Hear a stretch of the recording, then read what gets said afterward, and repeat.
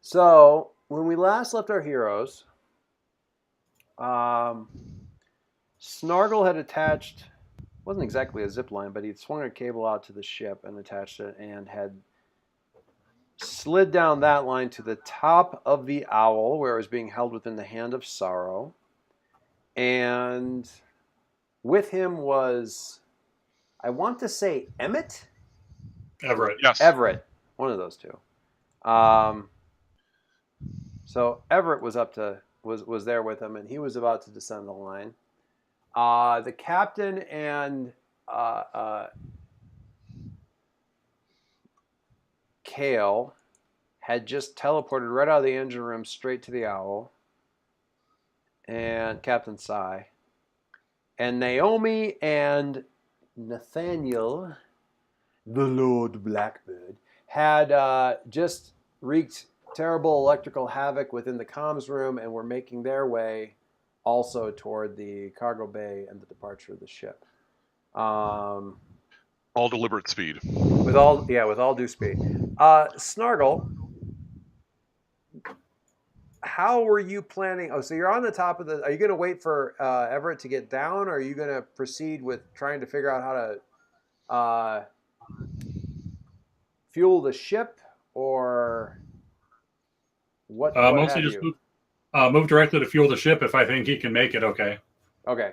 Yeah, I mean, well, you can't that'll sort itself. I mean, you're not going to be able to do too much. So you can. There's a hatch up there near kind of where the gun turret is that you can get down into the ship and get down lower because at the top of the ship you're still a good 40 or 50 feet off the deck. And the deck, as I mentioned, the fuel canisters are sort of like the size of not full size like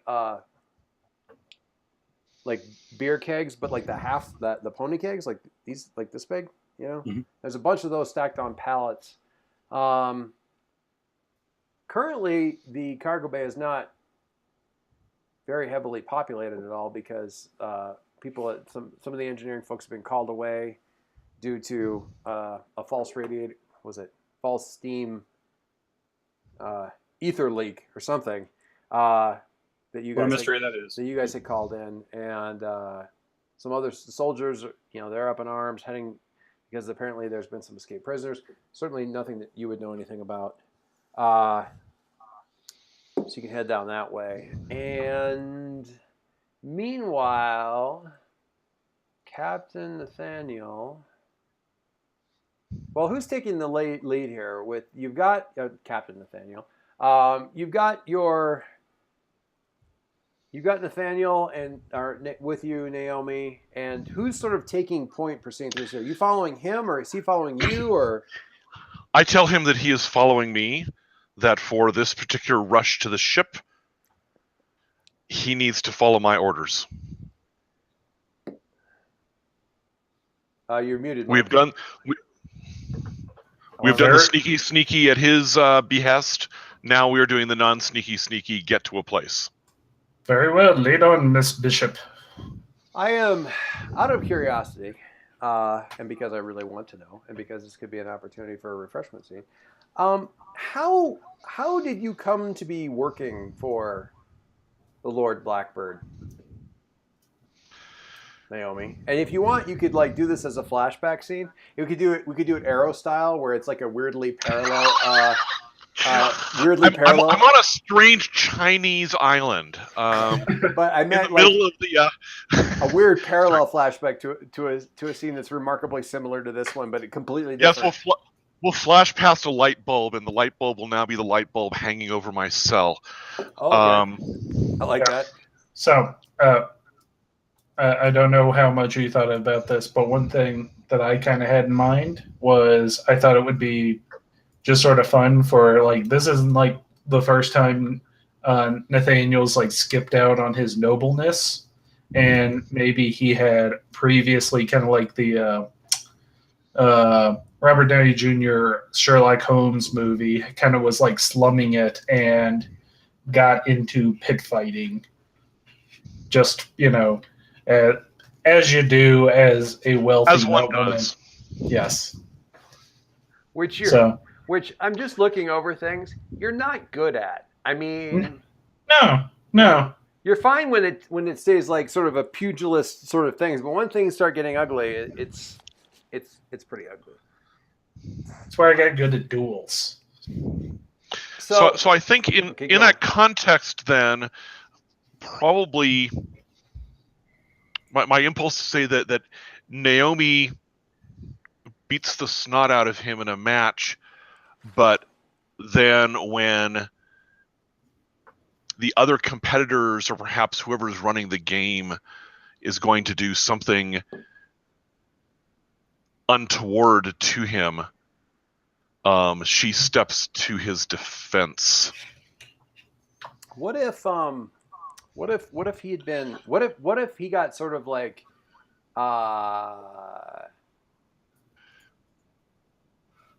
sort of talked into it on a dare or encouraged by alleged friends and got kind of double crossed and he basically woke up in a cell. Like but not like he's about to be sold into slavery, but like he's gonna be ransomed or something. I like that. I do too. And okay. But plus, I kind of think it's funny that like, yeah, he's really bad at like the whole like pit fighting thing. So he had one. He's 0-1 in pit fighting. It was Naomi who beat him up. Yeah. So yeah, the flashback, keying off of the lights is actually like the glaring light going down into the pit as you guys are like, beating the crap out of, as he's coming in there and sort of like, doing this thing and he's, striking a couple of poses like this and he goes to turn around and Naomi just clocks him and then proceeds to like jump on his chest and just, but then so we cut to the cell later and you realize, a couple of conversations, you hear some of the conversations, you realize what's about to happen to this guy and what that he's now in a cell. Clearly he was just a tourist. Tourist. And, because, so were you about to escape anyway, Naomi? If at all possible, certainly. So let me ask you a question. Do you two escape or do you work it out so that he has to be let go and then Nathan comes back for her once he's like fully ensconced back as nobility? Is it an escape thing or is it like you basically screw them into like having to release him in some way or expose him or something? How'd that go? I'm asking Naomi because this would have been I'm thinking the escape thing, but with a segue from there into appropriate revenge on the young dandies who had planned on pulling this very, very unfortunate stunt against Nathan. Okay. That might include physical violence and personal scandal. And probably Nathan wound up just using like his noble influence to basically be like, "Oh no, you can't touch her now, or else you'll have the Blackbirds to come after you." So he just extends his own protection over her once he's back in some sort of public area or whatever, and thus just he sort of accidentally frees her from slavery. Well, I think she freed herself. I just sort of made it official. It made it so that no one could claim her back. Yes. Yeah.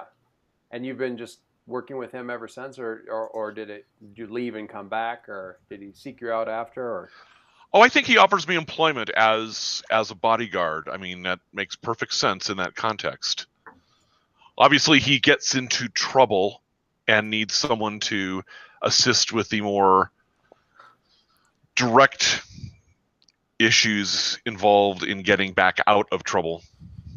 And Nathan knows she can kick ass because he's already had firsthand experience with that. Yes. Absolutely. Kick ass, break nose, punch solar. It's kind of like plexus. Oliver. It gave it a jaunty angle though. So yes, a jaunty angle to his nose. It's kind of like Oliver and Diggle in the first season of Arrow, except in this case, Nathan's really bad at sneaking out without Naomi noticing. So it's like, I've snuck out again, and she comes around the corner, and she's just standing there. Actually, it'd probably be more like, "Hey, you want to go cause trouble?"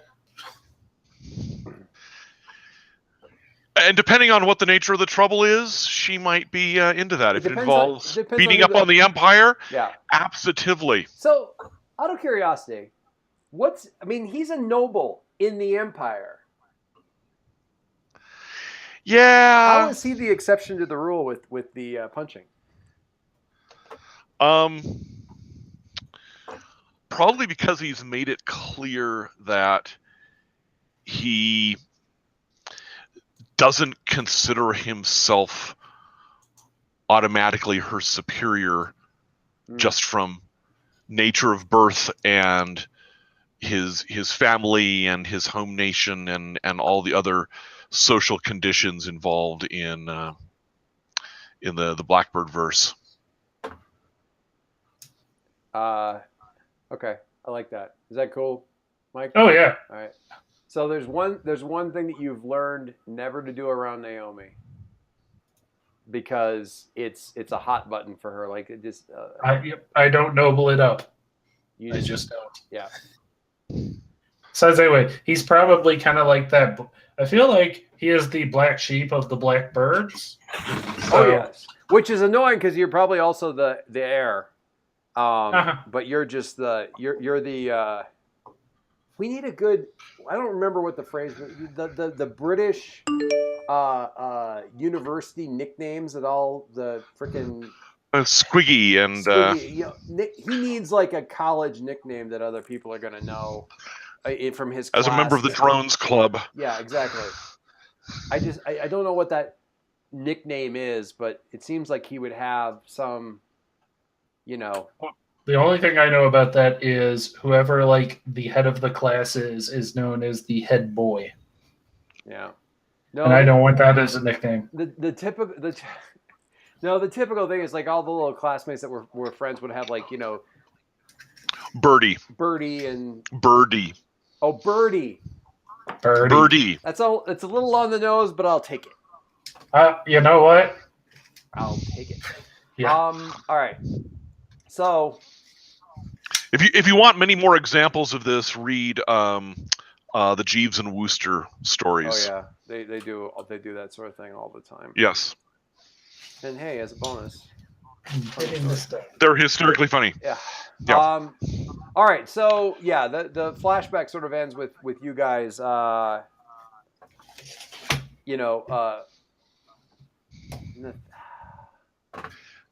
so Mike, has Naomi been aware of some of the shadier shenanigans going on in the past year? The shadier, like the level past shady, the obviously ditching your fiance, she's hip to that. But the next phase beyond that, the Pirate Queen phase, or the phase beyond that, the thing past that, to any degree, like these strange people who've been visiting the house, or whatever, things like that. She's probably aware that I have like some guy who comes visit often. Who isn't really a friend and isn't really a long-time acquaintance. And I sort of just make fun of all the time.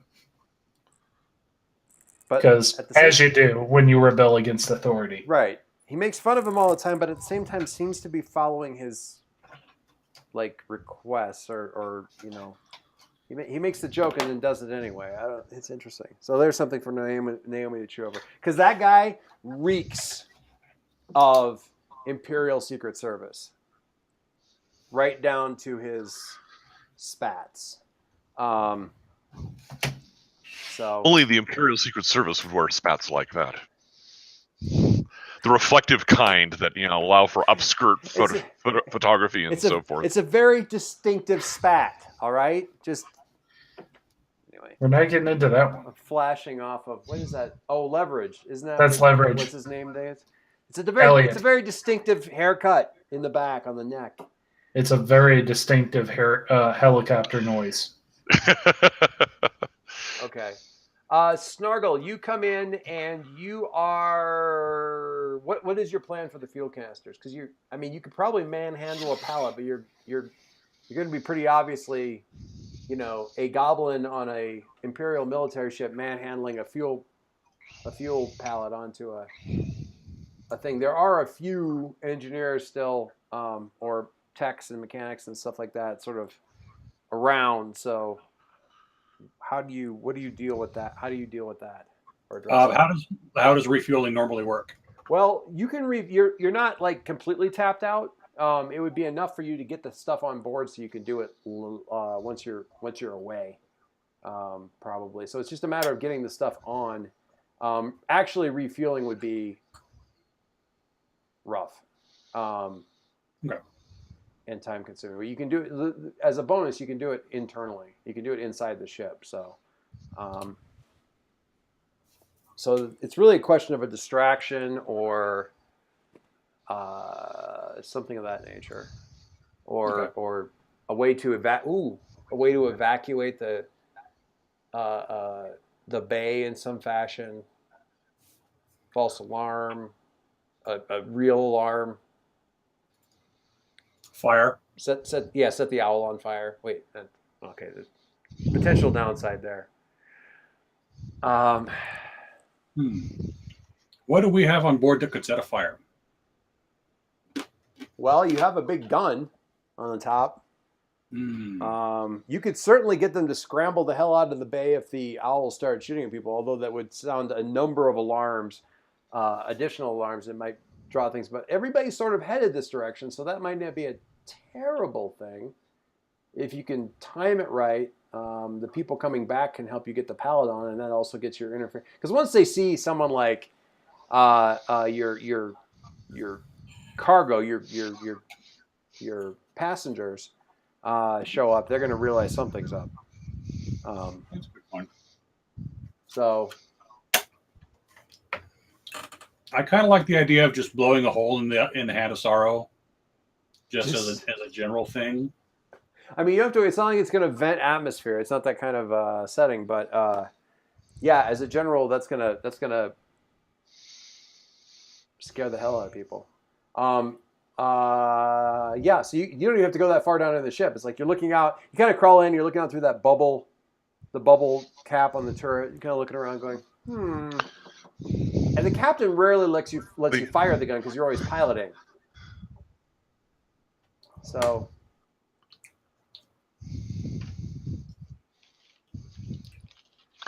She did say refuel the ship.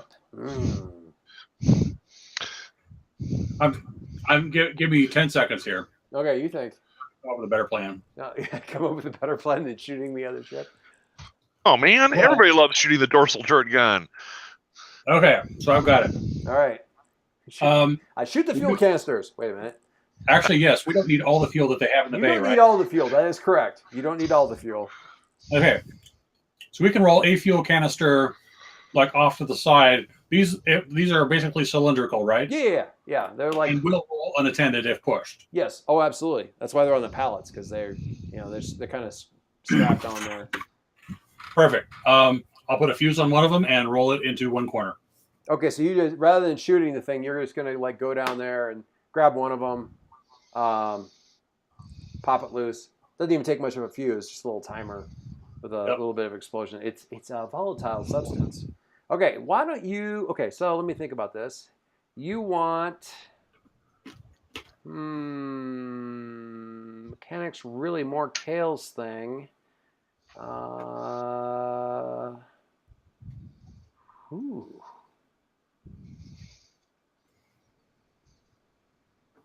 So I'm going to go with sly, crafty, distractions. So you got 4 dice to roll. Okay. Target number's 3. Would this also be sneaky because this is going to come out of the blue for them, and I'm making sure not to tie this back to the ship? Oh, yes, you can. If you're trying to like, you're not like rolling it back out of the cargo hold of the ship or something like that. Then yeah, you get it from another direction and just count that as a malfunction. Then you could do sneaky. So that'd get you 5 dice. Okay. So I'm going to do all of my remaining pool dice. Okay. Oh, right. So all 3. Yeah. Throw them in there. So that gives you a total of 8. damn it. Oh, God, that's terrible. Okay. All right. So, okay. This is the Hand of Sorrow is a newer ship. It comes with a number of features that end up being sort of unpleasant surprises for folks that aren't familiar with them, and we haven't run into all of those, although we certainly soon will. So you roll everything out. It basically goes to plan. You get the timer on the fuel canister. You get it. You look at the angle for it. What you want is to have it kind of go off sort of on the side, but out towards the middle, so that the explosion and really the best place for anybody to flee away from that explosion is basically to flinch back through one of the doors and vacate the area. Fuel canister going up is going to fill the area with a lot of, like, not necessarily semi-toxic, certainly unpleasant gases and that sort of thing.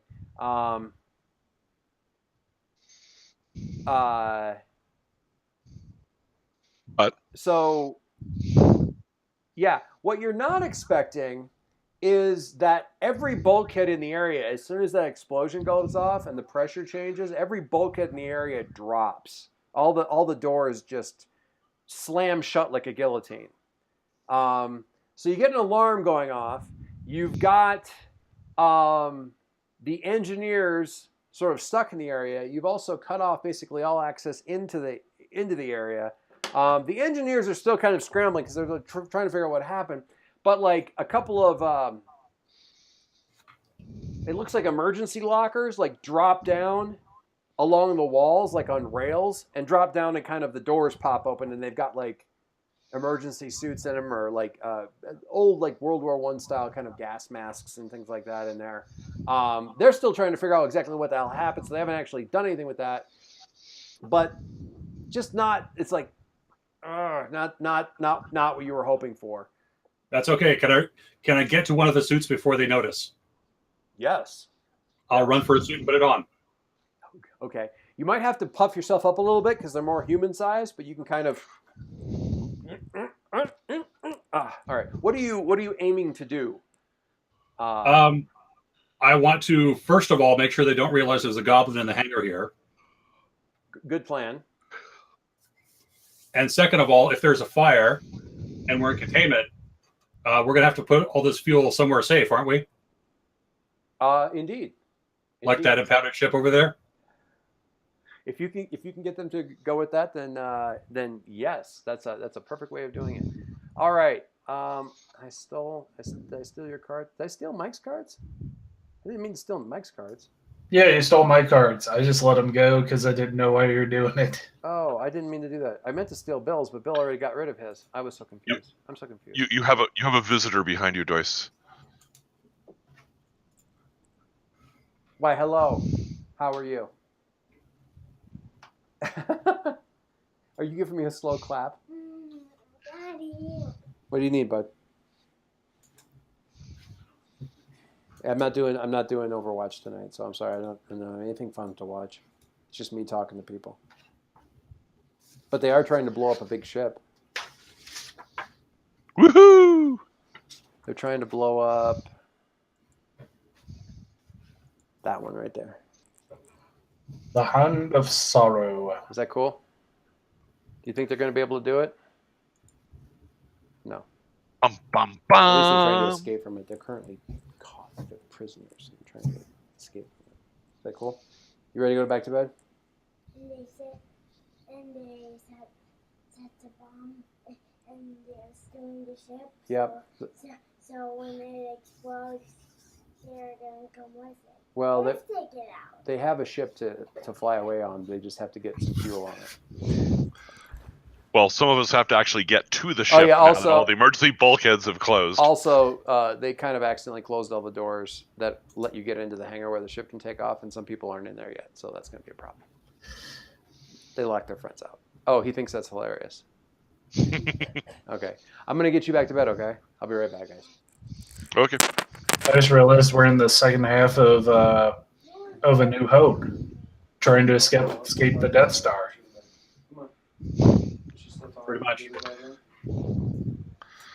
Well, you were mentioning rolling the fuel canister, across the deck and creating a fire, and I just finished this afternoon rewatching the Battle of the Bulge movie, which ends with all of these fuel drums being rolled downhill into the advancing panzers to cause them all sorts of difficulties. So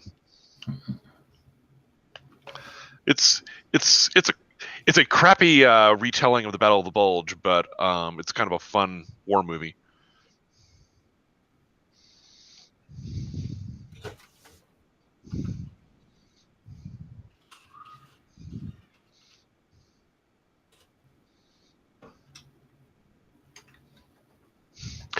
I can see my reflection in the glass windows of the case in the back of Joyce's office there. Oh yes, I can too. When I'm the one that's expanded. Very interesting.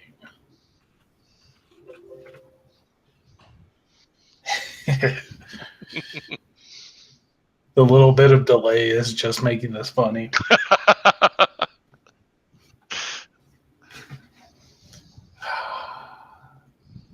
Man, if somebody watches this after the fact, after Joyce puts it on YouTube, they're going to be just listening to us for a few minutes being like, what's wrong with these idiots?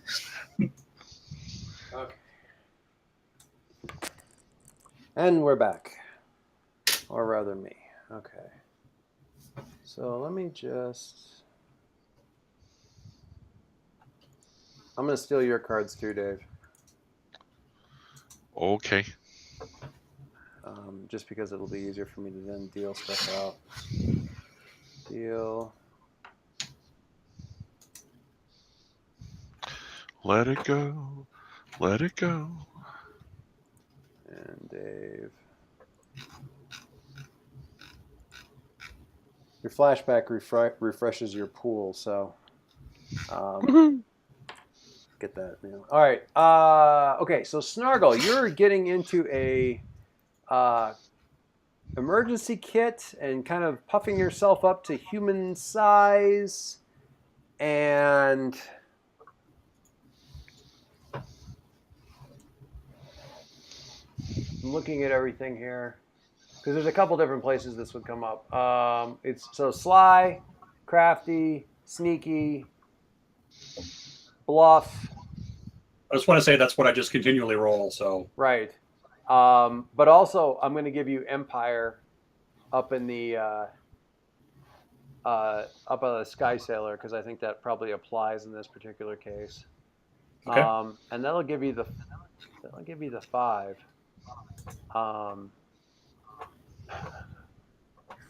The target number is lower though, so go ahead and why don't you roll those 5 and see what you get.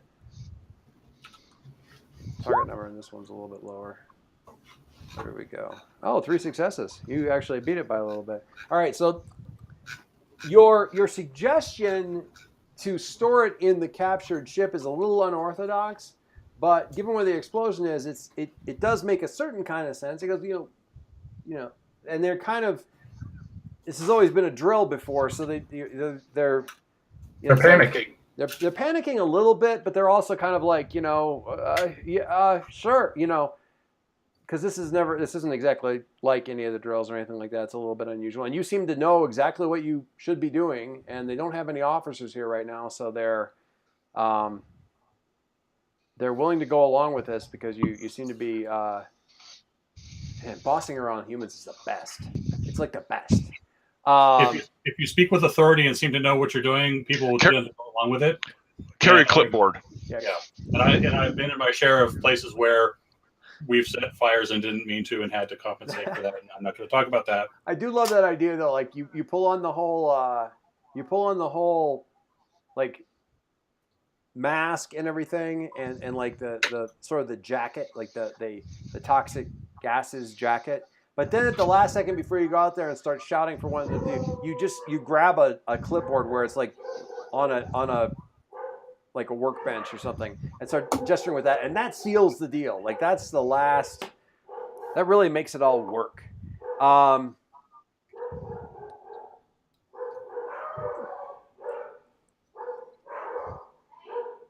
the baying of the hounds. So our neighbor, I cannot wait to hear back from our neighbor. You know what's happening? A dog, literally the size of a soda can, is walking by outside right now. Our neighbor is looking into these bark collars. We tried one before that we didn't really like before, but these ones that he's investigating, it sprays a spritz of citronella in their face every time they bark. And I like that on a number of levels, but apparently it's unpleasant for the dog without being harmful. And I'm dying to find out how that works for their dog, because I would very much like to try it on ours. Hang on a sec. I've got to step away. No worries. I can continue with the other stuff that's happening, though. Okay, so everything goes to plan. Luckily, everything's still palleted up. I don't know how that one got loose. I don't know what happened there. So weird, so strange. Push the pallet. It's like three other guys. One's pulling the big handle that also works for steering. Two of the other guys are pushing from behind. You're making sure the gangplank is clear.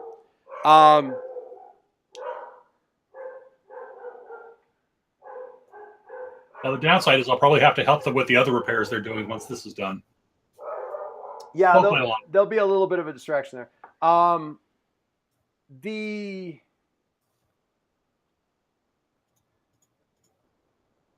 We're gonna pause here because you hear a big clang kind of behind you out in the main area, and somebody's like, "What's that?" And they kind of pull themselves up into the cargo bay the rest of the way, and somebody looks back over the shoulder like, "What was that?" And the other guy kind of slaps him on the shoulder. He's like, "Never mind that. What's that?" And you look up, and like the catwalk kind of above the cargo bay area that looks down onto it, there's a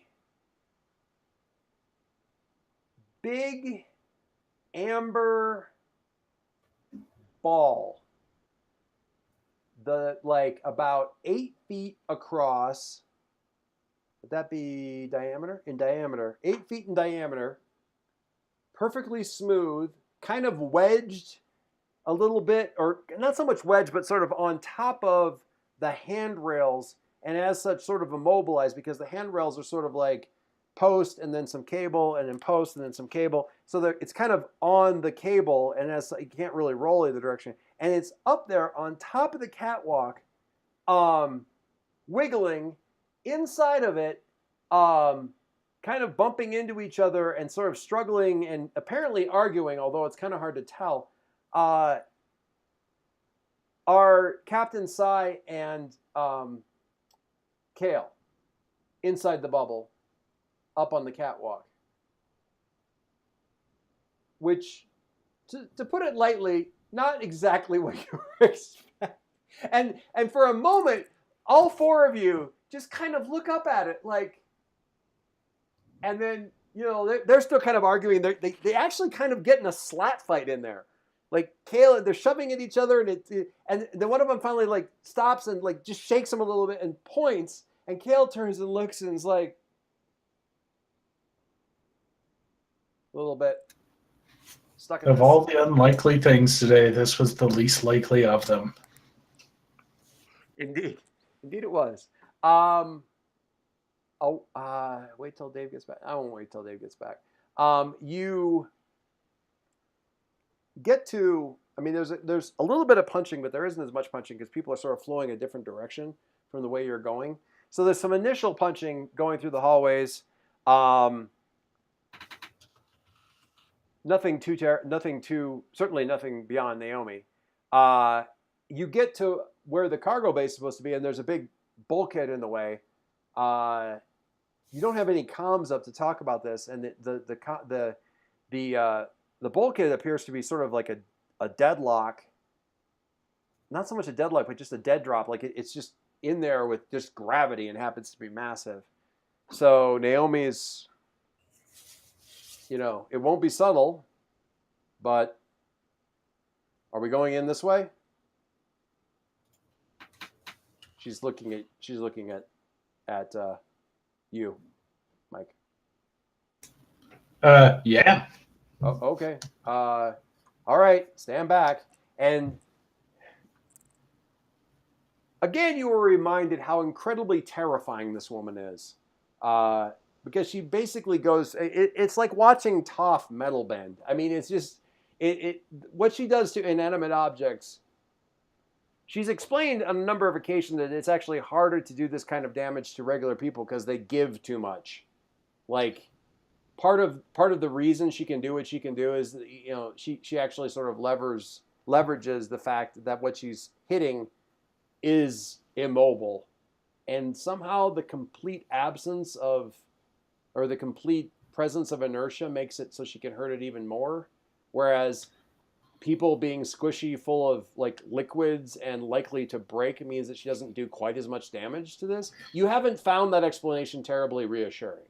Well, no, because I've been on the other end of that, and I don't think that's true in the slightest. I like it. So she, with a couple of really just mind-shattering clangs, she manages to get the door open enough for you guys to get through there. And you see the owl. Cargo bay entrance or gangplank is down. There's a couple of guys. It looks like 3 or 4 guys that are all in like sort of workman's gear, all in gas masks, and apparently, Naomi, you punched your way into the cargo bay. One does. Ahead of you, the gangplank leading up into the cargo bay of the Owl. 4 looks like engineers or mechanics or something like that, who have apparently rolled a pallet of fuel. The whole area is kind of filled with cloudy with a noxious gas. It's not too terrible. It does kind of burn the eyes and throat, but it doesn't seem to be immediately terrible.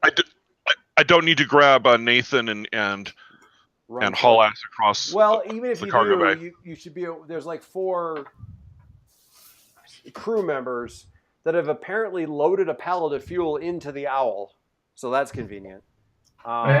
It's probably at this point, whenever we see all that, and the captain and well, you don't see the captain, and neither does Dave, neither does Naomi, because that's up. They're up higher, and you guys are looking into the cargo bay, so it's kind of up. You do see that the 4 of them inside there are both looking. They're like kind of gesturing and looking up this way, and like I.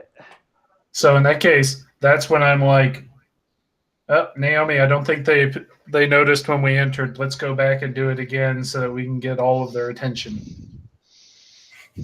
So I think he means punch something else really, really loud. Well, yeah, we have to make a showy entrance. I will kick one of the remaining pallets out through the door that I have left open. Okay. Well, now we can escape. No. Back into the rest of the no.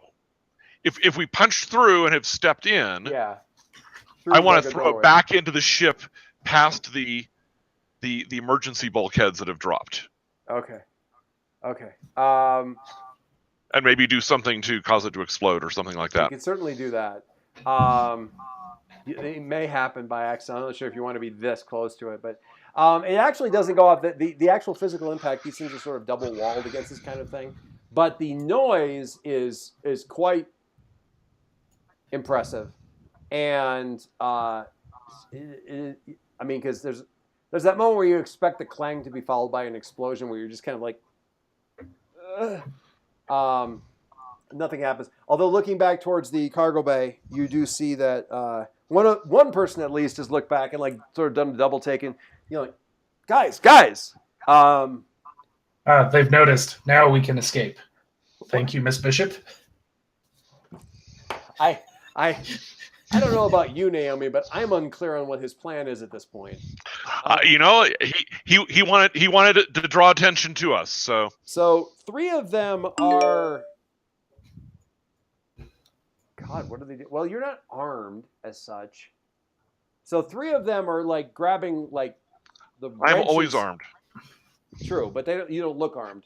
3 of them are like pulling out like basically monkey wrenches off their belt, and sort of going away. The 4th one, who weirdly was the closest one to you, is sort of like let them go past, looks like the one in charge is the guy with the clipboard, and he's sort of like, I don't know, Bill, what are you doing? What is Snargle doing? Because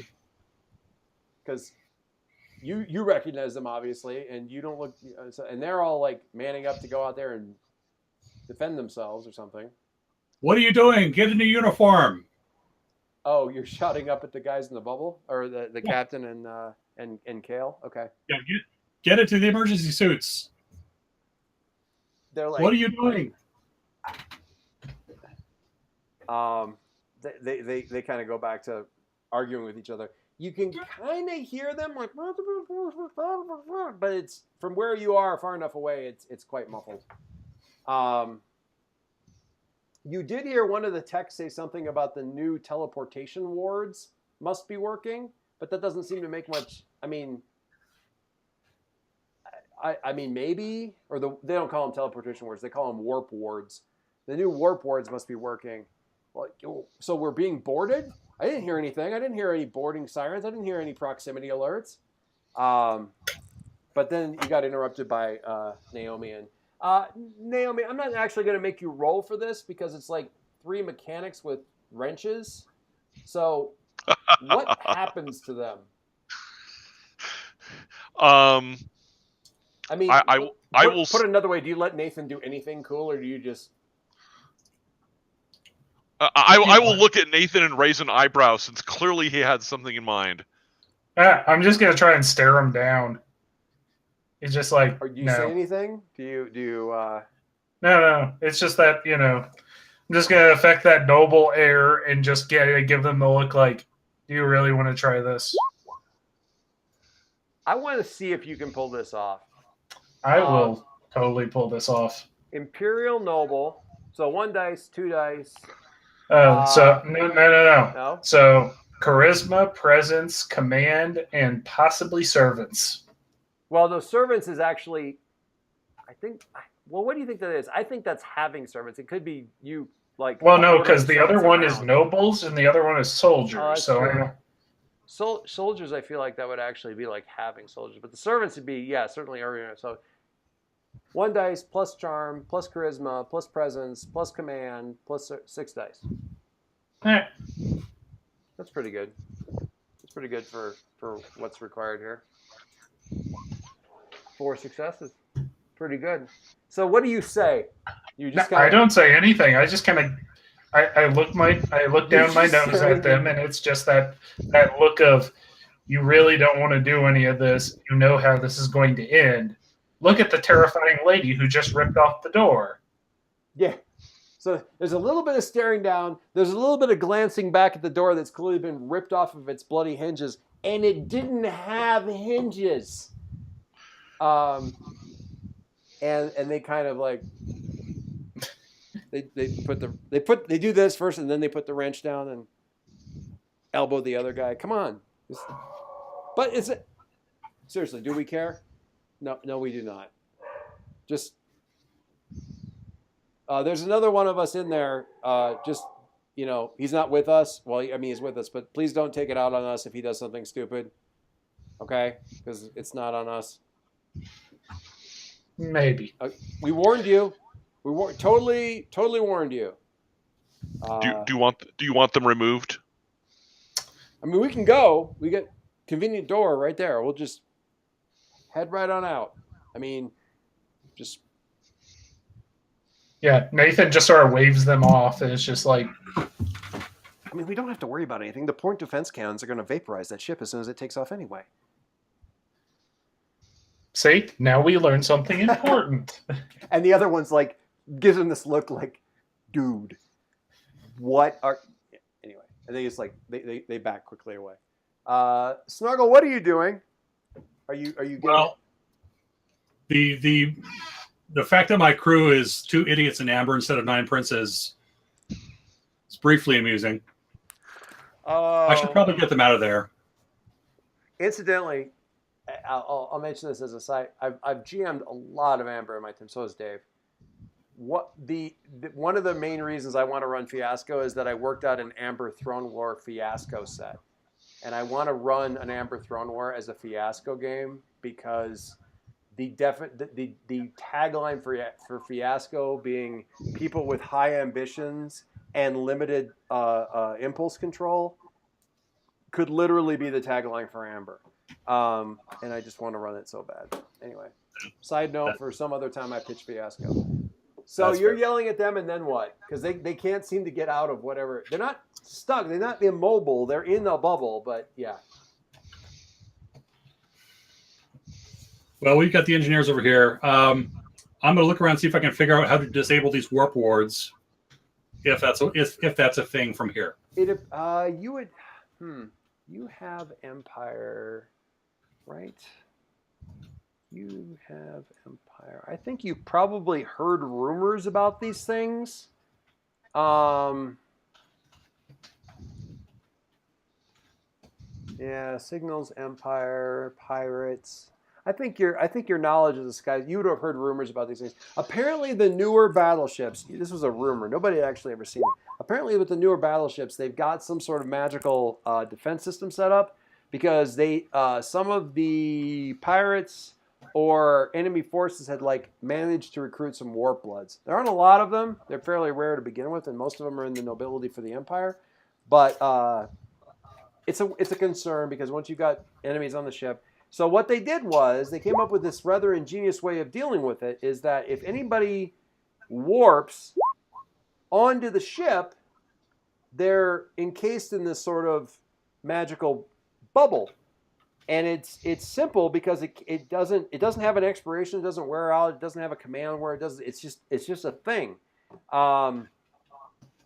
It's basically impervious to damage, and it's somehow shut off by some sort of key. So maybe the captain has it. It'll wear off over time. I mean, by definition, entropy, it'll wear off after a while. But without the key, they're basically a giant cat toy.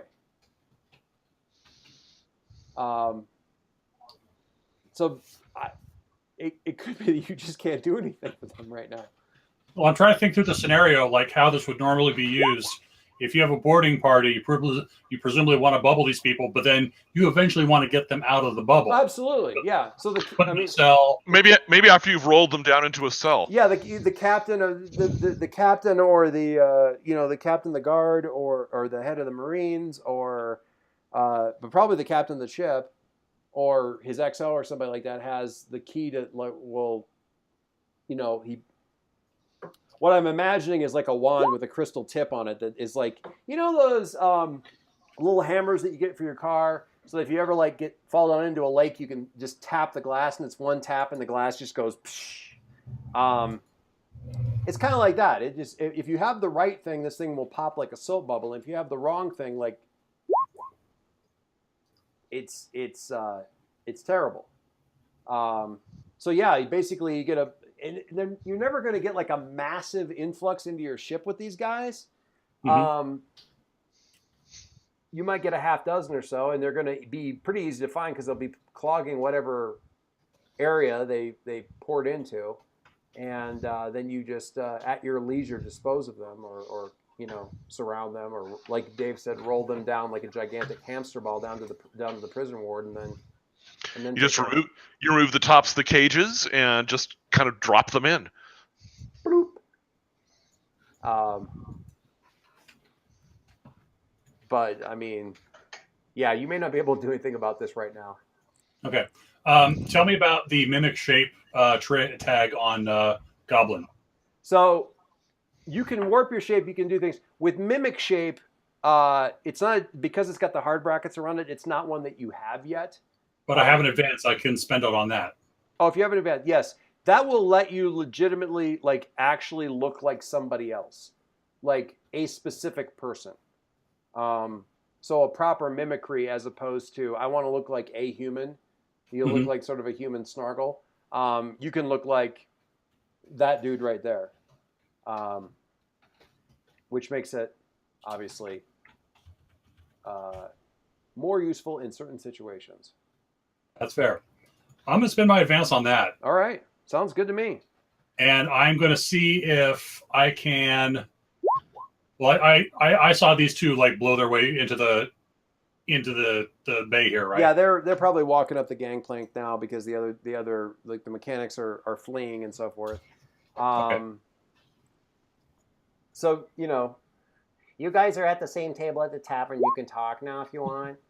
Well, I'll reveal myself, take off the helmet, be like, "Hi, and it'll start." he sort of like as he's pulling off the mask, kind of shrinks and deflates a little bit, and I mean, goblins racially have the ability to shape change, so it's not that remarkable, but it's still a little bit weird to see. Good timing on that to do it before Naomi punches your head off. So,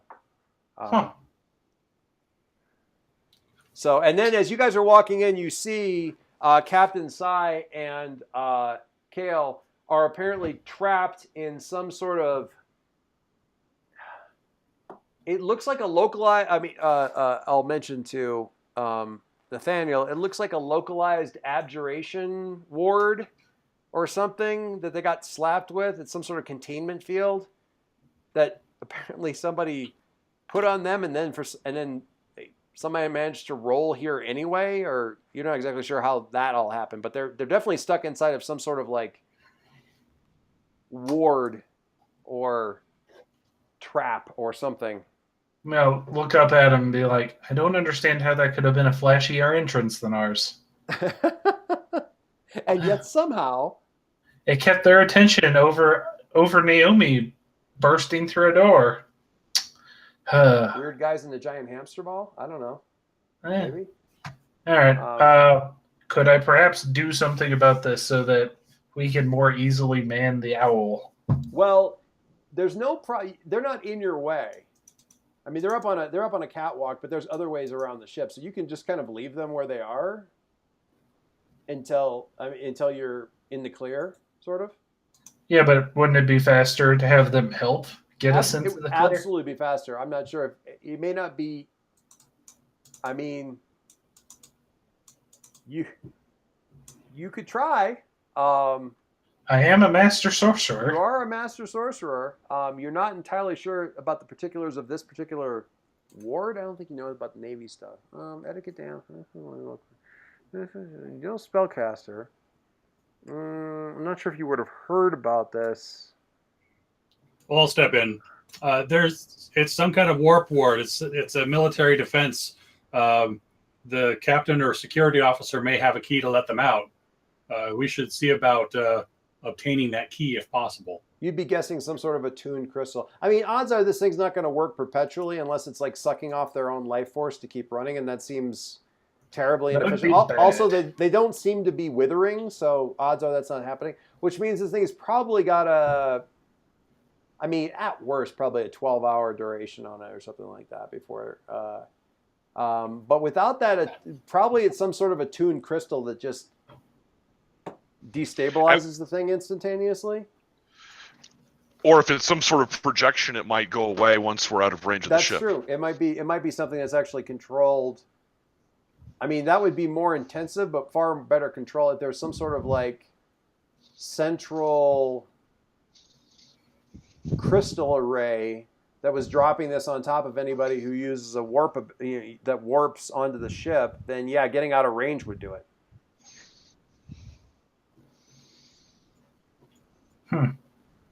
So there's a couple different options. Getting the key would be tricky because odds are that means dealing with going back to the captain or something, which is.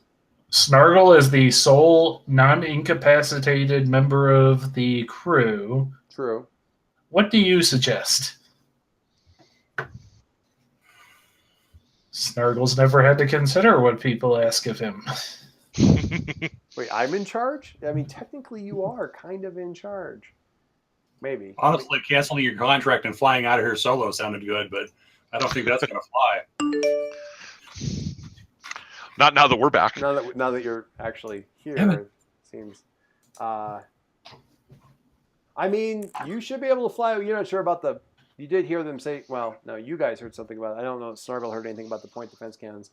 But people might be busy. You don't know what getting away is going to look like. You could get out and dive.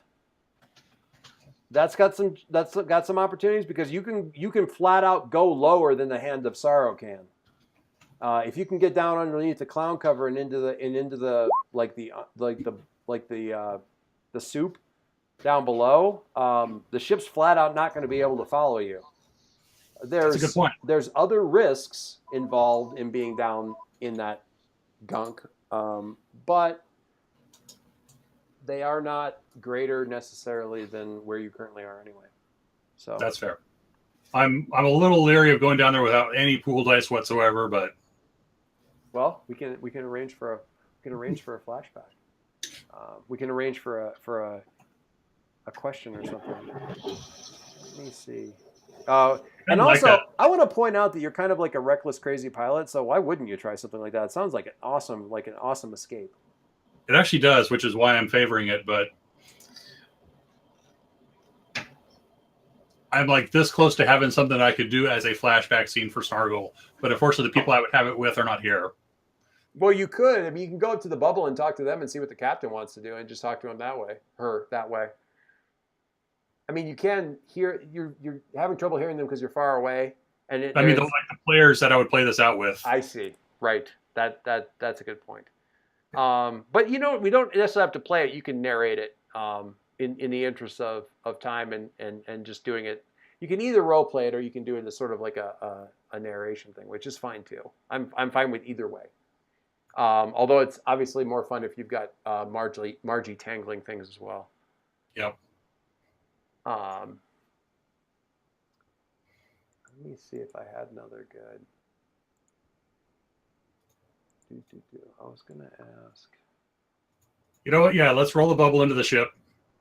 Well, it is. That's the thing is, it is in the ship. It's in your cargo bay up on the thing. I mean, they're inside there. Okay. Up on one of your. Here's what happened. I mean, very briefly and very obviously, Captain Sai they sabotaged the engines. The engines are acting up now. She put her hand on Kale, said, "Hang on," and teleported directly to the cargo, to the catwalk overlooking the cargo bay in the Owl, and found herself inside of this containment bubble. Yeah, and it just sounded earlier like they had not made it all the way to the ship. So okay. Yeah, yeah. No, it got there. It was fine. It's just that she teleported inside the ship, and only after the bubble formed, thought to herself, "Oh yeah, this place probably has those frickin' new wards, doesn't it? Well, crap." Mm-hmm. So the other thing about that is that I can't imagine anything other than the captain or the chief of security or whoever turning into a magical girl and wielding a wand that cracks this thing open. And I don't want you to narrate that. No, I don't want to narrate that either. So we're going to do this other thing. Okay. That's fine.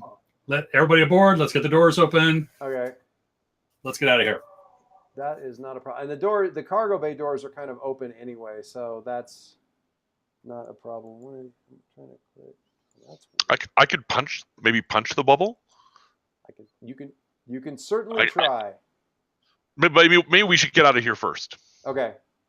If Snargle is good with getting out of here first. Snargle's okay with that. And I also had this weird idea, which would never work, of Naomi standing outside the ship with the bubble, using it as a shield against the point defense guns.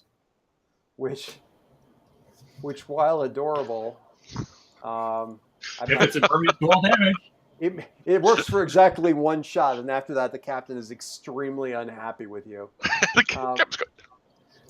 So that's why she's in a bubble. I mean, she can't really complain when you're in a bubble. Sorry, can't hear you. Just can't. Just stand there.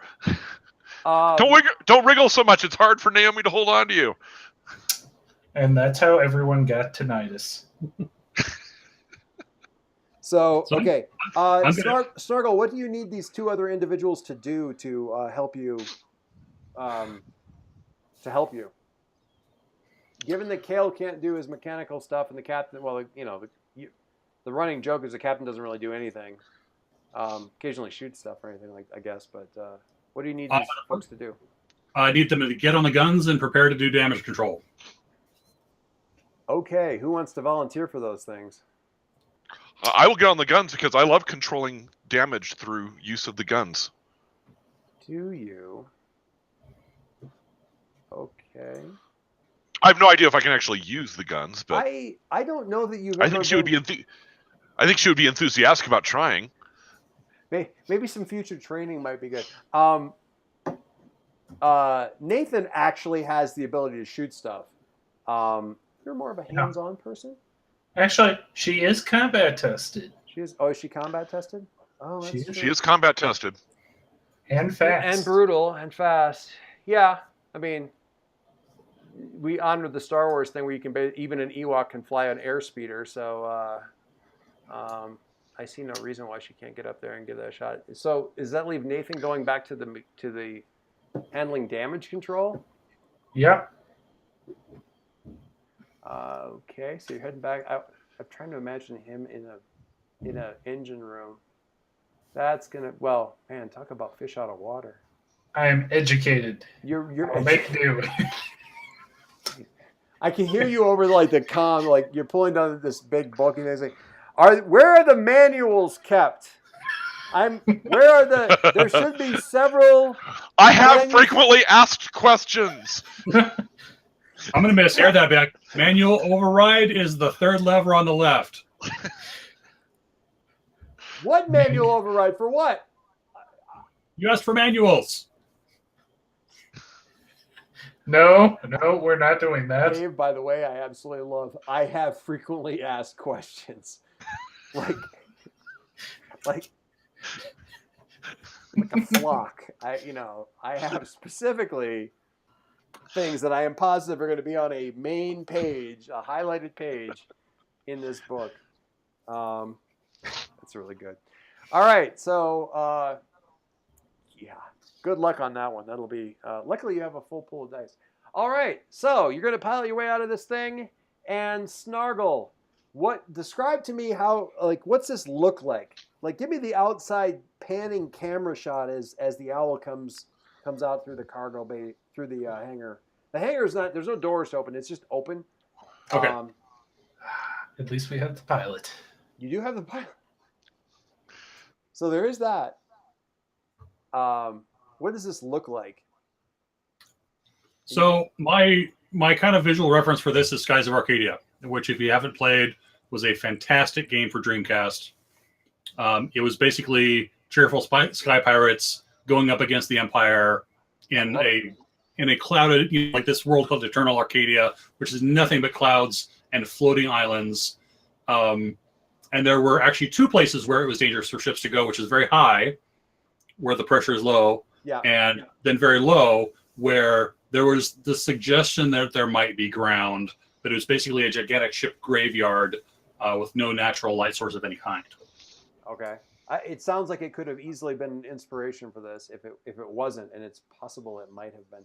The lower depths, the heavier gases form a dense layer of fog below the air quote sky of the wild blue. The fog is corrosive. People need to wear gas masks to breathe, and most airship hulls will start to corrode after a single exposure. Pirates and other criminals and ships like the Owl sometimes use the lower depths to evade Imperial patrols and launch raids from hiding. And the Owl itself is treated to be able to survive without corrosion for... the captain says 3 hours, Kale says 4 hours, and you're sure she'd be able to hold together for 5. So I'm going to take this opportunity to do a Snargle flashback. Okay. That's good. There I was at the gambling house. No, that's not. I won the ship from the captain. No, that's what I want to happen. That's what you were. Actually, we see that flashback first, and then you're like, God, that would have been awesome if that had really happened.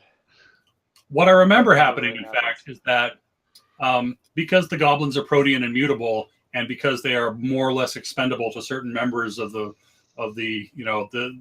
Wild Blues occupation, they're used for a number of purposes. And the reason that you can lacquer the ship to survive these lower depths is that you harvest sky squid and other animals that live down there that have sort of developed this natural coating. Yes. So what would happen is that ships would come down low, just kind of like just above the deck, and you would get about half a dozen goblins with the force masks on us. They would basically wrap us up with these long chains and throw us out the bottom. And the chain, like the thing would start spinning, the chain would go down. We'd be basically free falling, and then it comes to a jerking stop. And we're sitting there. We were expected to take the shape of tasty morsels, because there's a very specific, things that they eat, and we have to be living bait. Because you can make the right noises and stuff. Yeah, we were essentially the worms on a very long hook. And so these things would come towards us, and we would send a signal up by, hopefully rattling the chain. And as the chain would rattle, it would be drawn up at a slow enough pace to keep the squid interested, but hopefully at a fast enough pace not to get us eaten. Well, that's hopefully for you. Most other people didn't really care. So, well, replacing goblins is expensive. Yeah. Unfortunately. So this was not a good experience for anyone. You think? And this is how I met Captain Kale. Because Captain Kale had a need for a smuggling mission, needed to get this coating for the owl, learned how it was applied, and came down to try to bargain with these people who were harvesting these parts. Because it's not just the material that goes on the ships. There's a number of other things that you can find down here that aren't available anywhere else. Sure. So he was doing business with these unsavory sorts, got a glimpse of like the goblins in the corner, and was like, what's the deal with those guys? Because you knew they harvested the squid, but they didn't. And it's got to be the young ones, because nobody goes after the big ones. The younger, the bigger ones need much bigger bait, like ships. So what happened was the captain said, I don't like how this is going. I can't really do much about it, but maybe I can do something. And Kale's not a bad person. Kale's not. He's not quite Jane, because he's like Jane if Jane were totally loyal to Mal, kind of thing. So the two of them got together and had this plan. As they were going to retreat, they would just sort of pretend like they were leaving, and the captain did this amazing free fall dive through the clouds unaided, got to where I was, and teleported me out to the owl while this harvesting operation was going on. Why? And I love this story. Why you? What about you caused he couldn't rescue everybody? So why? Or was it one goblin at a time? Were you just the quote unquote lucky one who happened to be out there on the hooks that time? It was one goblin at a time. He was going to go back for more. What happened was that the squid thought the prey had just sort of gone up rapidly, chased after it a little more rapidly, came right out of the depths to try to grab onto whatever had almost escaped it, and grab the ship. Not the owl. I'm gonna tweak that just a little bit. So, unbeknownst to the captain,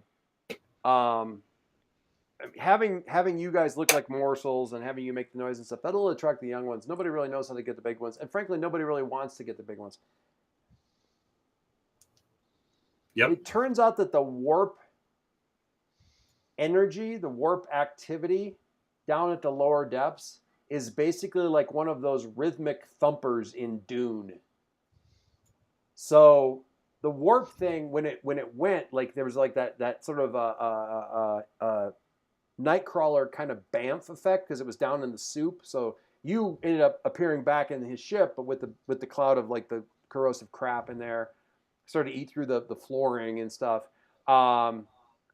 But back where that had happened, that poof, it just rippled, and it kept going through this lower depths gas and rippling and rippling and rippling. And as you're like, well, I don't know, I'm planning on going back. Are they going to send more people? And you hear, nope, actually, we're leaving. So because the thing came up right through that distortion and just kept coming up and basically grabbed the whole ship. The other ship, and you made hasty retreat. So yeah, note to self, don't use warp energy in the lower depths. No, although that may not be a problem right now with the captain. So, yep. So there you go. So basically, I like I'm going to a place where I have some exposure and some experience. I'm not looking forward to it, but I know the Imperials won't go there because nobody wants to go there. Okay. So What we can basically come out of the thing and just sort of dive. is it like a rollover kind of barrel roll thing, or just kind of like almost just go out and just drop? Just drop. All right. So you have the rather. I was not prepared for this. Is that enough to get? Naomi, out of the two of you, was strapped into something because she was in that gun turret. Oh, instantly, Naomi, on the way up, you run into somebody that you didn't realize was on the crew. There's like another guy there. He's like coming down, and he's like, "Hello, hi." Grab something. Get yourself strapped in. Okay. And continues on her way. I'm Evitt. Good to meet you. Grab something. Okay, gonna grab something. All right. And he kind of goes off down there. So Naomi is strapped in. Nathan, not so much. You're just in the engine room kind of area, and you're kind of looking around. It's like there should be books, manuals, and then basically the ship goes into free fall. He finally spots the manuals, is reaching for and them. He's like, whoa! Hey, Doyce. Yes. I was trying to redraw cards, but it says ran out. Okay, let me. Oh, I see. Let me shuffle. Boop. Yes, I want to shuffle the deck. Shuffle. There you go. So you find yourself in that. You're just a hair short of that, like the 0G plane that they train people with. So you're not quite not touching the deck, but you're a lot lighter than you'd like. You know, they take the ships up, the airplanes up. This is a real life thing. They take the planes up really high and they put them in a really steep dive, and The vomit comet. And you can just basically since you're free fall, but you're inside, you can sort of experience 0G inside of the main body of the plane. They do it for like 0G training and stuff like that. You kind of find yourself in that situation. Not quite. You can still kind of, you're not completely, but you're kind of on your toes and barely touching, and yeah, clearly. I feel like Go ahead. No. I was just gonna say, I feel out of anyone, I am probably going to be, if not wholly used to this, at least the most used to it. The sense of free falling. Stormblood. Oh, that's fair point. I mean, I was about to say, I get fly pretty soon, so I've probably tried to do this on my own and failed several times. Honestly, the most unpleasant thing for you is the fact that you're not doing it. Like, yeah, I'm probably after a second being like, oh wait, and just like downdrafting on myself to keep myself like more suited on the floor. I'd be like, well, that'll work for a little bit. It's like when you're a really good driver and the most uncomfortable thing in the world for you is like riding with somebody who's driving aggressively, and you're like, dude, this is not nearly as much fun when I'm not behind the wheel. So, okay, I like that. That's a good call. Why? Okay, so Is there an opportunity as we're diving madly away from the ship for me to actually shoot at it? Absolutely. In fact, what I'm going to have you do, tell me how much you're shooting. Because I'm going to have Snargle roll, and your shootingness will be helping dice that you throw his way. And that's just basically, I think you can only help with one dice, but you can take a dice out of your pool of your pool there and add that to Snargle's pool of available dice for his piloting. So 1, and piloting and daring, and I'm going to say steady also because he's going in someplace where he's he knows it's bad, but he's going anyway. Maneuvering, oh god, all of it. Okay. 1, piloting, daring, steady, maneuvering, evasion, tricky flying, atmospherics. Sure, why not? 8 plus Naomi's help. 9. So can I assist? I just assist by throwing a card out there. Or I can also do something. You can also you can do both. You can assist as part of his thing, but also roll to do something to the, because the hand's not having a good time either. The hand's got engine problems, as previously established. And, So you can do and all kinds of explosions in the cargo bay. Yeah. explosions in the cargo bay. So you have all kinds of issues. So you could definitely, if you're so inclined, absolutely do some damage to the thing. If you want to help, also, that's entirely within your purview. I would say keep your dice. I have a plan. You have a plan. Just So you don't need the helping dice. You can just do your own thing, Dave. Have Dave do his own thing, or Yep. All Yeah, right. keep those dice disabling the hand of sorrow. You have a plan for disabling the hand of sorrow. No. I want. Anyway, go ahead. You want me to focus on disabling the hand of Oh, sorrow? I see. Okay. Yeah. Um, Bill, are you going to do what I think you're going to do? What's that? Bill, are you going to do what I think you're going to do? What am I going to do? Are you going to spend all of your dice? Yes. oh, God. Okay. You okay? All right, that's fine. So am I also then? the owl. Am I then assisting? Well, Am I sort- assisting Nathan in that effort, Um, or is Nathan assisting me by well, throwing dice out? Nathan, I'm going to point something out. You probably can't do a hell of a lot in the bay in the engine room. But if you had any place where you could see outside, and there are like the common room has like a couple of portals. Oh, yeah. You could do some very unpleasant things to that ship. Highly unpleasant. So that might be more effective. Oh, yeah. Then and just hope the engine room doesn't need any. Yeah, this is sort of where I looked at the engine room. I looked for a manual for a second, and it's like, yeah, if I can't shock it, I'm just gonna go back out. I'm gonna. This thing doesn't need to be shocked back to life. I'm gonna go back and do something else. All right, so yeah, you can head back out. So you're sort of in transit when this thing kind of goes into free fall for a second. I miscounted, Bill. You would actually have 9 dice because you would get the dice for the owl as well. So you're already rolling 9, and oh my sweet mercy. Trying to think. Let me go back here for a second. I want to check something.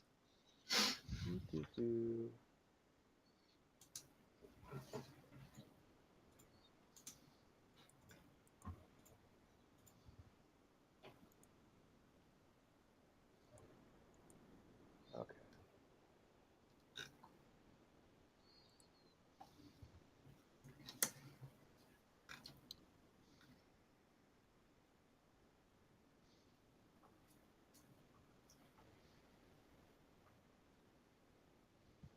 Okay. So yeah, I basically just need to know what everybody's sort of going to do. Well, I assume that they're going to open fire on us pretty soon. Yes, and they'll be avoiding enemy fire, avoiding a lot of enemy fire. So you're looking for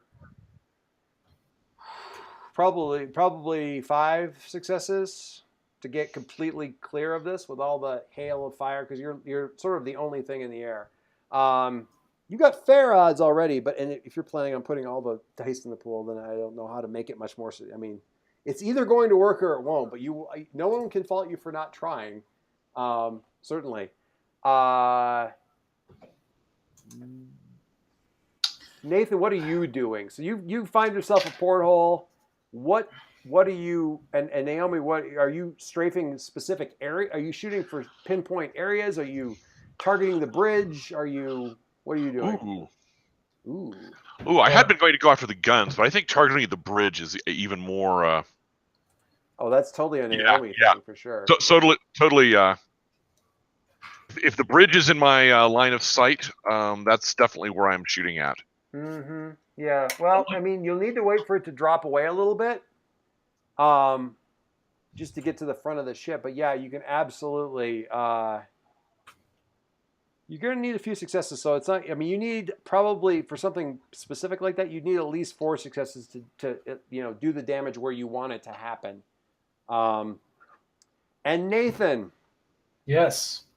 what's it look like for you? I think once Naomi actually starts firing, mm-hmm. that's when Nathan starts curling the air outside the ship Okay. and is actually helping assist with like help course correcting the bolt, the shots in the air Okay. to help them hit the bridge and hopefully not like. Oh, so you're going for real finesse stuff. I was picturing. I'm thinking like, hit that ship with a big thunderhead or something like that. But you're going for. Well, that also allows me to hopefully subtly redirect them, so they're causing a lot of distraction and probably riling up everybody on the inside of that ship. But we're going to try and curtail some of the the loss of life here at the same time. Ah, I see. Very subtly. Are you rolling? Are you basically rolling? I'm just gonna throw out a die for assist here. Okay, that's fine. That's good. All right, so Bill, let's just do your thing. Okay. So the gunnery might be a little tricky because of what will happen. Snargle's plan is basically going to free fall so that the gunners will get their targeting solution and start like trying to lead the ship. And as soon as that first shot fires, he's going to turn the engines on and start accelerating. Still accelerating down, or oh yeah, kind of corkscrewing and winding and weaving and all this like that. Okay, so we're letting the evasive fire or the evasive pattern like start after they think they've got us. Okay, yeah. So give them the firing solution and then jack it up. All right, you should be rolling, if I've done my math correctly, 16 dice. So I'm going to say this: if 5 dice for dodging all the incoming fire, if you can hit 9 or higher, you're actually dodging in such a way as to not mess up Naomi.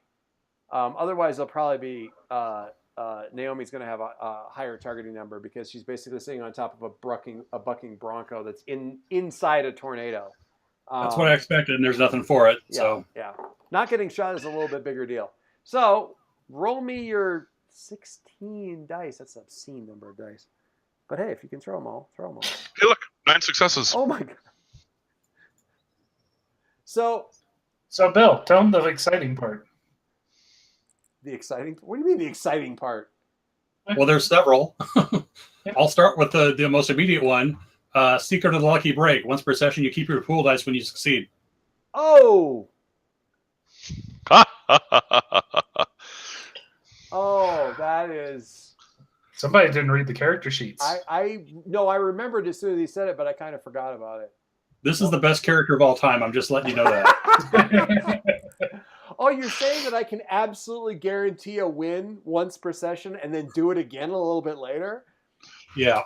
And all I have to do is make up shit to get all the dice back later?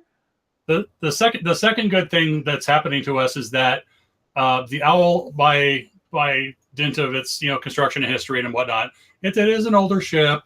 It's being held together primarily by duct tape and dreams. Parts are going to come off. Okay. Snargle knows that. What was Snargle that? knows which parts are coming off. Snargle is going to use those parts as ablative cover for us. So you're deploying shaft. It's like you know that a certain wing is kind of weak and there's a couple of pieces that'll come off. So when you need the cover, you kind of pearl it over right and put a lot of stress on that wing so the pieces like whip off, and that's picking up. That's gorgeous. I love that. It's like you're going to see some Yeah, I can hear Snargle over there. You're going to see some pieces fly past you right now. It's okay. It's intentional. What the? Whoosh, whoosh, whoosh, whoosh. You're like seeing like atmospheric fuselage bits. That piece just flew off my Goram ship. Exactly.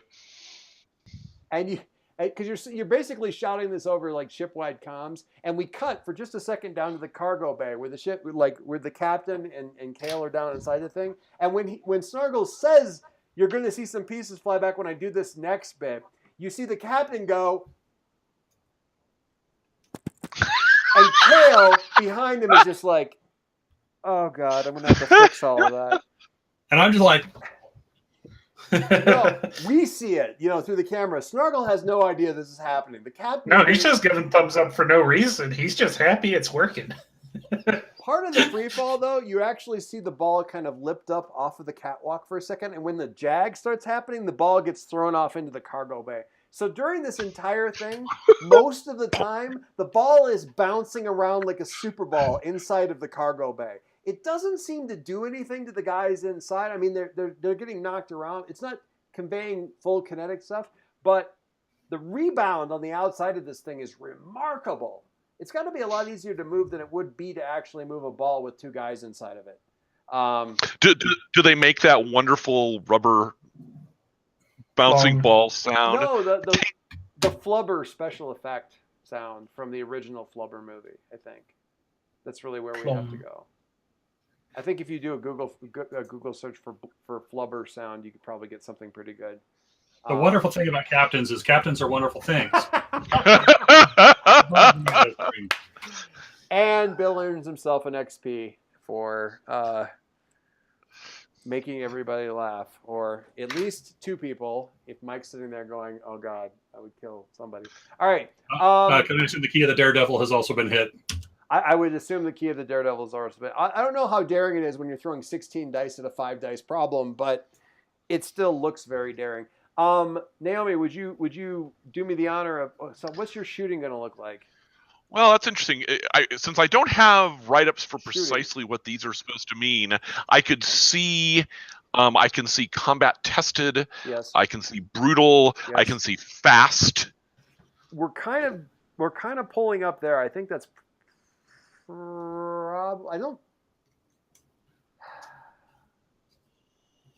So, and 1, 2, 3, 4, 5. So you'd be rolling about 5 dice. You need about. And I'm also thinking. Plus his assistance.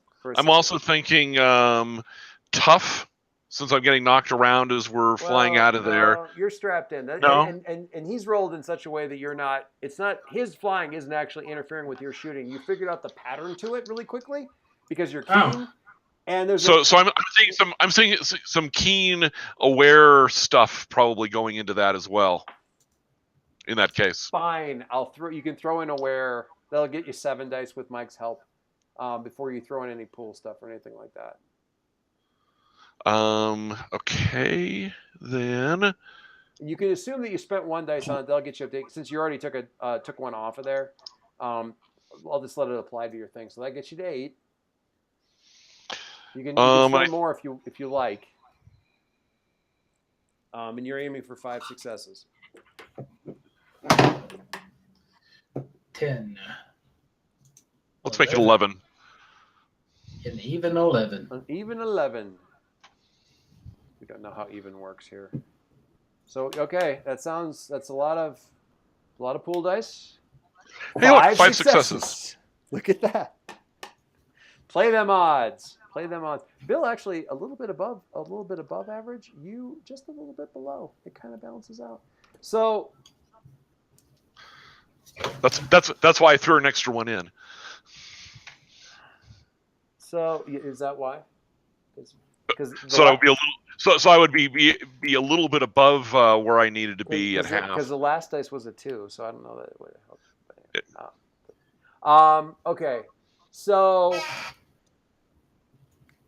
since Mike is helping us, all right, your fire just rains down all over the bridge area. Nothing ruptures. There's a lot of collateral damage around the area. A couple of explosions and stuff. You're pretty sure, but it maybe some sensors that are mounted right outside that control fire control sensors and other good things. Some things of that nature. To your eyes, it produces a number of extremely satisfying explosions right around the bridge. To Mike's eyes, it's looking very flashy and probably damaging to the ship, but in terms of loss of life, superficial strafing. Yeah, in fact, I figure like one of the first shots probably like came up a little bit short and was just gonna hit like the center area, and instead with like a little bit of wind magic, it like skirts the very top of it and like hits several times like a stone skipping on water before like colliding with like a sensor array or something. Yeah. So people And then inside the ship are getting knocked all about. and then Nathan's just like, "Good shot, Miss Bishop." While in the background he's like, And you're seeing satisfying explosions, just like, yes, die, die. Die. Snargle, how deep do you take this thing? How deep do you take the owl? Because I'm going to say that because of the dodging, weaving, and sudden accelerations that we've needed to do this, probably deeper than necessary. okay, probably a bit deeper than you really intended. Deep enough that the actual atmosphere, the owl can take the corrosion, but it's actually slowing you. You can't really run at full power, so you're having to crawl along. You can't see Naomi out through the glass and stuff. You can't see a bloody thing. It is absolutely pea soup. Yes, absolutely. Keep the Paragon for preserving the life of the crew. I put Mike's character through some random crap that we put together in emails and stuff like that in a really tight wire kind of situation. So I appreciate his continued efforts to keep himself on that tight wire. hold on. I get to keep on the tight wire and earn XP and have an interesting story? I don't see the downside. What horrible thing has happened to me? Oh, no, not the briar patch. Okay, so, Snargle, do you want to consult with the captain on where you're headed next? Because you're not, you're pretty sure that what your passenger has always said is, I want to get to the remnants. I need to meet up. Would you have? Yeah, you would have said, I need to get to Ursula Flint, and the captain was like, yes, I can absolutely get you there. But you're pretty sure the captain doesn't actually know how to get there. So this would not be the first time the captain promised and could not back that up. That's okay. The idea. So you're guessing that you can go and check with her rather, or you can set out for one of a number of locations within the Wild Blue here to. Let me move the ship out of the way.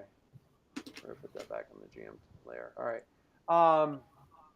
So you've got Haven, which is a free. Probably the largest and most successful of the free worlds that are out from underneath Imperial control without being like actually at war with them. Mm-hmm. That's always a potential. There's usually some shady folks there. It might have been where the captain had intended to go. You can certainly go and ask her. I'm sure she's not going to be upset with you with that fantastic piloting that you just did. You could also go. Let me look. There's a couple other places. Nightport is unlike other worlds. Nightport does not rotate, which means that one face is always in darkness. And on that side, the pirates and smugglers have built a hidden port city in which to carry out their nefarious dealings. This hive of scum and villainy is a dangerous place, but almost anything may be bought or sold there, including secrets. And you can see Nightport there on the thing. Haven's a little bit more prominent, bigger city hubs. There's a trade union trying to impose some kind of order.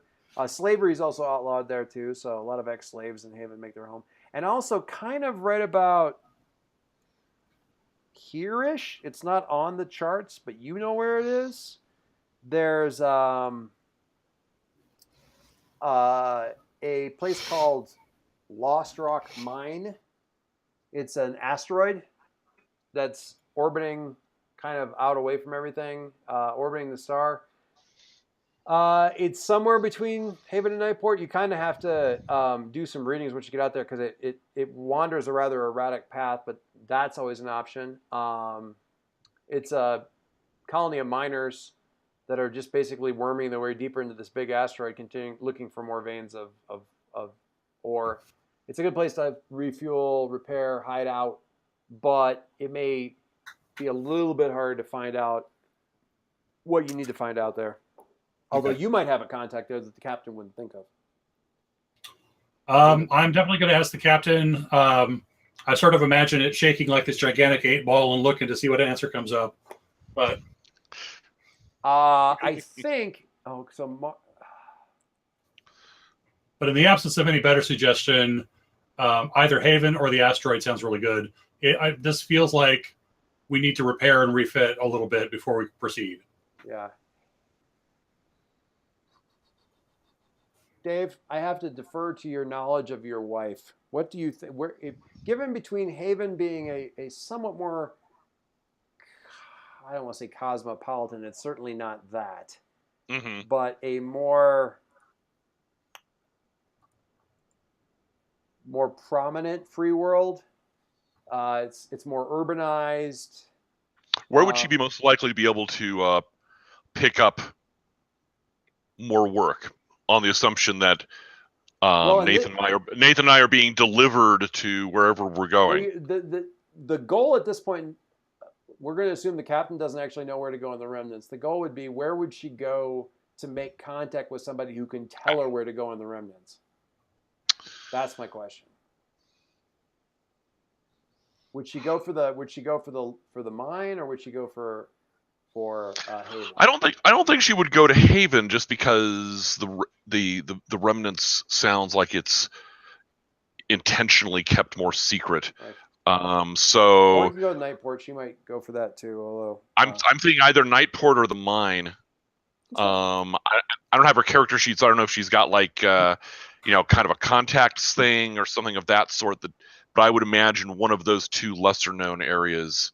Nightport feels like where we ought to be going eventually. I just wasn't sure if it was where we should go next. Yeah, I mean, if you need to repair, restock, refuel, that's a little bit. She's got connections. She's got connections via her ex-Imperial soldier. I don't know if that would help in finding the remnants. Well, no, but I'm just thinking about who she would know. In that case, I think probably more likely the connections she's likely to have would be on Haven. Now, Snargle, on the other hand, does have. It's funny. He's got. Am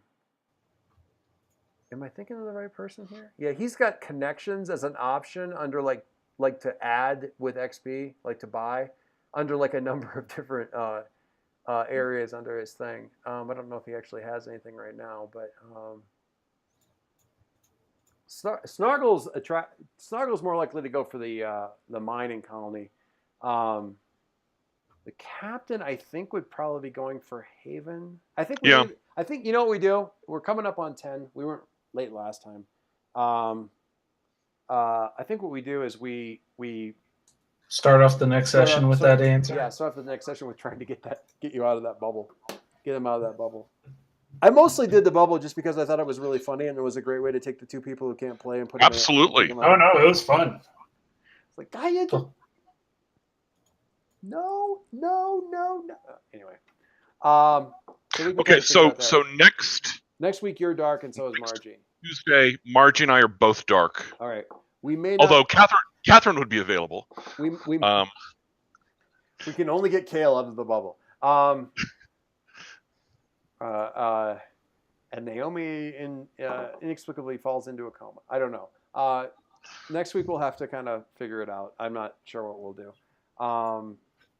You could actually send the captain and Naomi off on like an investigation mission to make those contacts, and the rest of us are doing some side business. Some side business in the ship. Sure, that works out too. She just took a scary look, by the way. Naomi did? Yeah. Okay. I took Fly. You took Fly? Yeah, it seemed fitting after spiraling through the air. Because why wouldn't you? Fly is awesome. There you go. I was about to say, it seemed more fitting. Wind, lightning, blast. I like scents too. Since they don't have to be taken in order, just to be clear. Oh, I know. Yeah. Fly was at the end, actually. Yeah. All right. That's cool. It's a fun system. I don't want to be the person who tries to figure out how to like turn the whole thing into like something where you can make up custom characters all the time. I know some people have done some of that. I wouldn't want to be the person that has to do that. But with Actually, it seemed really simple. yeah, well, just the idea of like how do you build all the little traits, and there's a lot of like building the traits and assigning attaching the tags to them and figuring out how many you get initially and stuff. I've actually seen somebody like a packet for like building your own guys in this thing, and the mechanics work. Snargles get all of your things back as long as your roll succeeds. Thing is totally OP, but it's also totally awesome. So who the hell cares? The interesting thing, there's actually been 3 adventures that they've done set in this. Well, a couple, but there's actually a couple more than that other people have done. But the main guy has actually done a couple. The second one, the map is still called the Wild Blue, but it's not labeled the Wild Blue Shattered Worlds Circling a Dimming Star. It's something like Imperial Worlds Circling a Shining Star, and the remnants are 3 other planets, and it's apparently set like 500 years ago. And the scenario is something like, you're all on this mage's like research asteroid, and one of you is about to let a demon loose. And it's like, is this how the remnants became the remnants or something, And then the other one's and then the third one's like set on Elysium as like a sort of a court intrigue kind of thing. But the power levels are wildly different in each one. There's also somebody else did a neat one that was sort of like a haunted or infested ship that just sort of shows up, and it's in like a decaying orbit around. It's an apparently abandoned Imperial warship that's in a decaying orbit around Haven. That somebody wrote up, and you're like sent up to like investigate it. That one's kind of fun too. Or they send prisoners. It's like if you want your sentence commuted, go find out what the hell's going on with the ship. Something like that. I can't remember. People have done some fun, different things with this. It's pretty cool. Anyway, all right. So probably not next week, or maybe next week. We will see. Ping Catherine and see what she wants to do, Dave. Okay. This will be. I will do so. I mean, I always talk about, it's like it'd be really cool if we could play. The idea is, no matter what session we come, whoever shows up, we can just play. It'd be nice to actually do that. That'd be pretty cool. So we will figure that out next week. And in the meantime, thank you guys. Quite enjoyable, lots of fun stuff, and I'm looking forward to next time.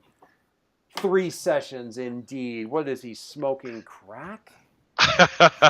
we just get to the pirates hangout and everything goes smoothly. That's Yeah, absolutely. I'm assuming I'm just gonna walk out What of here. could possibly go wrong? I'm gonna leave him in the trap. I'm gonna leave and everything. I'm just assuming everything goes to plan. What? Sounds perfect.